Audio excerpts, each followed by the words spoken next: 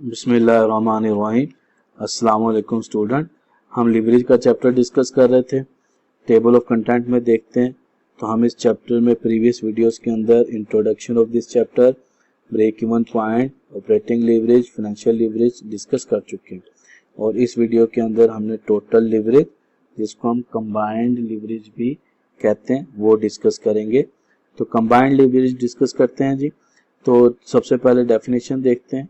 Combined leverage, total leverage result from the combined effect of the using fixed cost, both operating and financial, to magnify the effect of change in sale on the firm earning per share। तो basically दोनों को sum up करना होता है, तो दोनों ratios हैं तो उनको आपस में multiply. Total leverage can be therefore be viewed as the total impact of the fixed cost in the firm operating and financial structure। अब देखिए, डिग्री ऑफ ऑपरेटिंग लिवरेज का फार्मूला था percentage change in EBIT divide by percentage change in sale, और degree of financial leverage का formula percentage change in EPS divide by percentage change in EBIT. अब यहाँ पर जब इन दोनों को आपस में मल्टीप्लाई करेंगे तो ये फार्मूला जो है कट जाएगा इससे, एलिमेंट से। तो डिग्री ऑफ टोटल लिवरेज क्या बनेगा, यहां से वो ले लेगा परसेंटेज चेंज इन ईपीएस और यहां से ले लेगा परसेंटेज चेंज इन सेल, और एक नया फार्मूला बन जाएगा टोटल लिवरेज का। एक क्वेश्चन करते हैं, यहाँ पर एग्जांपल अटेम्प्ट करते हैं। ये एक एग्जांपल है, कहता है see in a computer cable manufacture expected 20,000 units at $5 per unit in the coming year must meet the following obligation.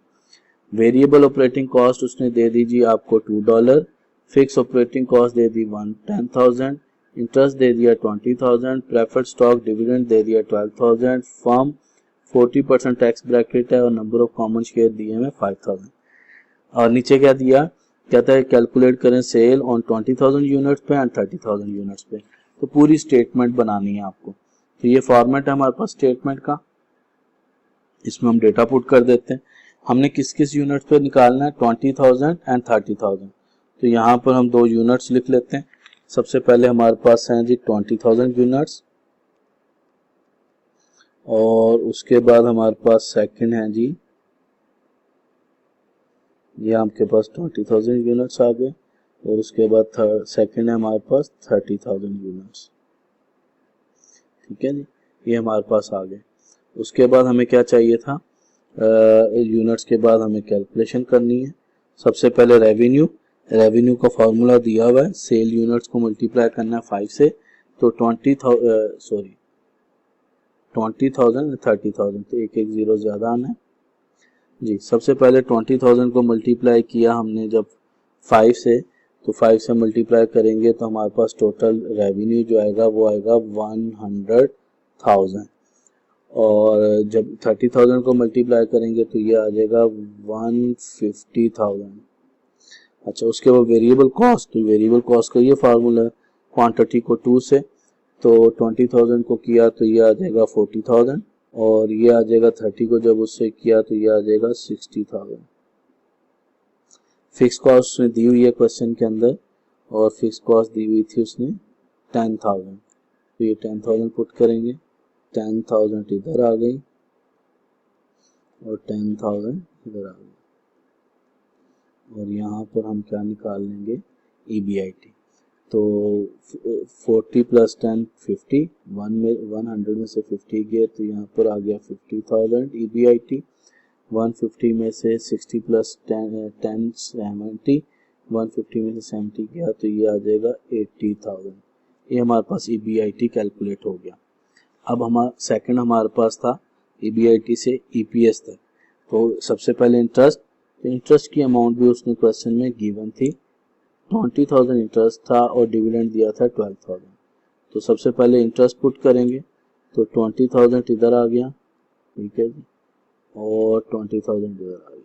Interest के बाद इंटरेस्ट को जब लेस कर देंगे तो हमारे पास earning before interest and tax, ये बन गया 30,000 और ये बन गया 60,000। उसके बाद टैक्स 40%, 30 का 40% लें, ये आपके पास 30,000 है, इसका 0.40, तो ये तो आपके पास बनेगा 12,000 और यहाँ पर 60,000 है मल्टीप्लाई बाय 0.40 तो ये आपके पास बन जाएगा 24,000।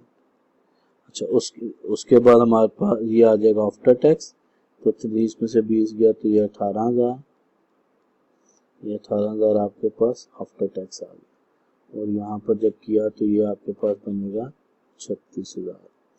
ठीक है, ये आपके पास आफ्टर टैक्स आ गया।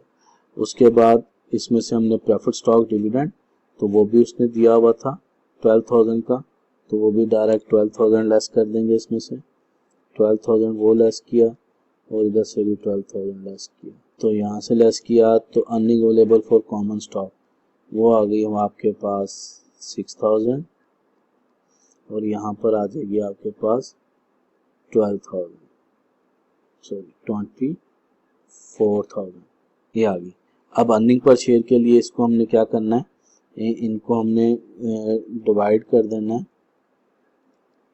नंबर ऑफ कॉमन शेयर से, और नंबर ऑफ कॉमन शेयर कितने दिए हैं, divided number of common share दिए हैं जी 5,000, तो 5,000 से डिवाइड करेंगे और इसको भी डिवाइड करेंगे हम 5,000 से। तो जब डिवाइड किया तो नीचे आपके पास आ जाएगी EPS, इसकी EPS आई $1.20 पर शेयर और इसकी EPS आई $4.80 पर शेयर। ये हमारे पास कैलकुलेशन आ गई।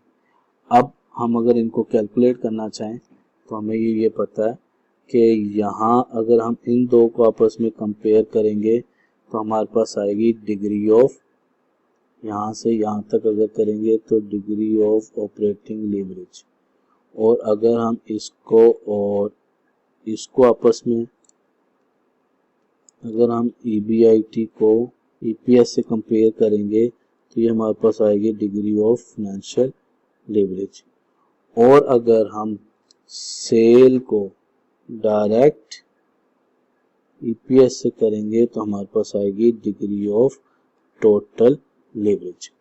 तो कैलकुलेशन करते हैं। अब हम यहाँ से देखते हैं, हमने करंट बनाया था 20,000 को, तो अगर यहाँ से इधर को देखें तो हमारे पास जो चेंज आया दैट इज 5 और 8 3,000 डिवाइड बाय 5,000 तो वो आ जाएगा 60% पॉजिटिव। और अगर हम यहाँ से इधर को चेंज देखें तो दोनों का डिफरेंस आया 4.8 माइनस 1.2, तो 4.8 को डिवाइड करें 4.8 माइनस 1.2 तो ये डिफरेंस आया 3.6, 3.6 को डिवाइड करें 1.2 पे तो ये बनता है 300 बनता है, तो वो बना 300 पॉजिटिव।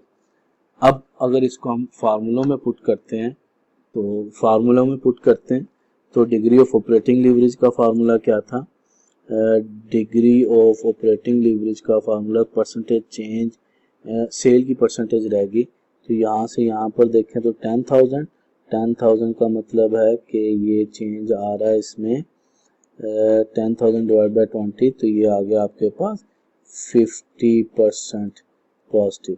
तो डिग्री ऑफ ऑपरेटिंग लीवरेज देखें तो डिग्री ऑफ ऑपरेटिंग लीवरेज में हम क्या करते हैं, EBIT चेंज 60% ऊपर रखेंगे और सेल में चेंज 50% हम नीचे रखेंगे, और जब इसको कैलकुलेट करेंगे तो ये हमारे पास आ जाएगा 1.2, तो EBIT degree of operating leverage है 1.2 टाइम्स।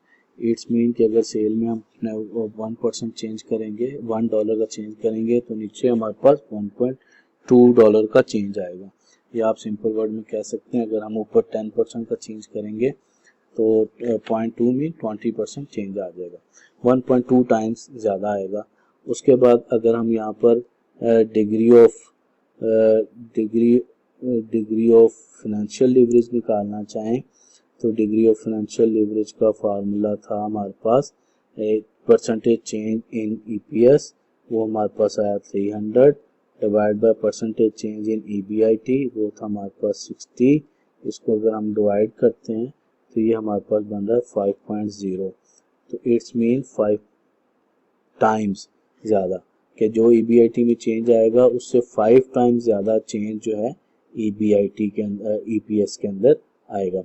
उसके बाद हमारे पास अगर हम टोटल लीवरेज निकालना चाहते हैं तो टोटल लीवरेज में हमने कहा था कि इनको आपस में मल्टीप्लाई कर देते हैं,